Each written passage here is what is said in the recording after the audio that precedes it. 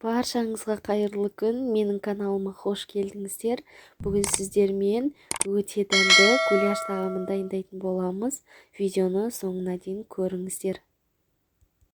Ең алдымен бізге қажетті заттарды дайындап аламыз.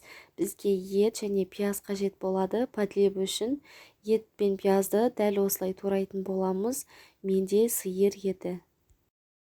Содан кейін қызып тұрған табамыздағы майдың үстіне етімізді салып 10 минуттай қуырып алатын боламыз. Оттың астын қатты қоюға болмайды, орташа көлемде қойып қуыратын боламыз. 10 минут уақыт өткеннен кейін біздің етіміздің суы шығып, осындай қоңыр түске енетін болады. Енді оның үстіне ұсақтап туралған пиязымызды салып, оны да қуыратын боламыз. Пиязымызды жақсылап араластырып, бетін жауып 10-15 минут қуырып аламыз. 10-15 минут уақыт өткеннен кейін дәміне қарай тұз, бұрыш қосамыз, және де қалауларыңызша дәмдеуіштер қоссаңыздар болады. Барлығын жақсылап араластырып, енді томат пастасын қосатын боламыз. Томат пастасын қосқаннан кейін шамамен 3-4 минут аралығында қуырып аламыз. Егер бірден су құйып жіберетін болсаңыздар, біздің томатымыздың қышқыл дәмі шығып кететін болады. Сондықтан да міндетті түрде 3-4 минут көлемінде қуырып алыңыздар.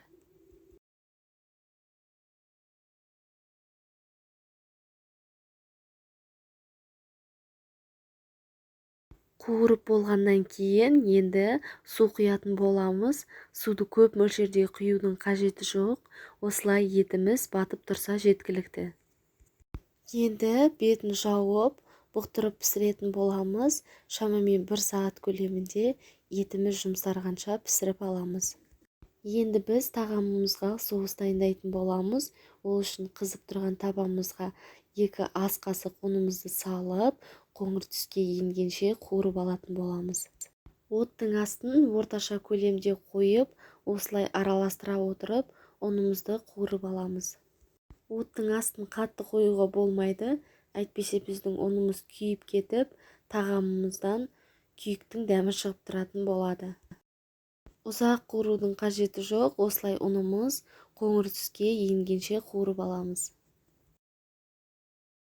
Енді ұнымызды ыдысқа салып, оның үстіне су құямыз және де жақсылап араластырамыз. Осымен біздің соусымыз дайын болды, осылай сұйық болып шығады. Енді дайын болған соусымызды осылай піскен етіміздің үстіне құйып, жақсылап араластырамыз.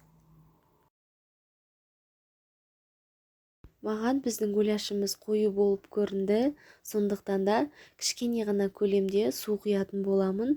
Егер сіздерге осылай қою күйінде ұнайтын болса, ешқандай су құймай ұсынсаңыздар болады. Су құйғаннан кейін бетін жауып 5 минут бұқтырып аламыз. 5 минут уақыт өткеннен кейін кез келген гарнирмен ұсынсаңыздар болады. Мен күріш және де гречкамен ұсындым.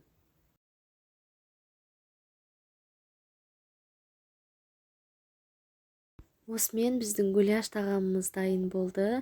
Өте дәмді болып шықты. Сіздерге де міндетті түрде жасап көруге кеңес беремін. Видео ұнаған болса, каналға тіркеліп, лайк басып, пікір